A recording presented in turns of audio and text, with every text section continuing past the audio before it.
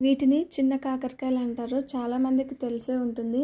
వీటిని ఎలా చేసుకుంటానో మీరు చూడండి. ముందు వీటిని వాటర్లో కడిగి తర్వాత పెనం పైన వేయించుకుంటాను. కొద్దిగా ఆయిల్ కూడా వేసుకొని ఇలా వేయించుకున్న తర్వాత పక్కకు తీసుకొని మరో గిన్నెలో కొద్దిగా ఆయిల్ వేసుకొని జీలకర్ర, ఆవాలు, కరివేపాకు అలాగే సన్నగా కట్ చేసిన ఉల్లిపాయ ముక్కలు వేసి కాస్త ఫ్రై అయిన తర్వాత కట్ చేసిన టమాటో ముక్కలు కూడా వేసి వీటిని బాగా ఫ్రై చేసుకోవాలి. తర్వాత దీంట్లోకి ఉప్పు, కారం, పసుపు, దంచిన ఒక 5-6 ఎల్లిపాయ ముక్కలు కూడా వేసుకొని బాగా మగ్గించుకోవాలి.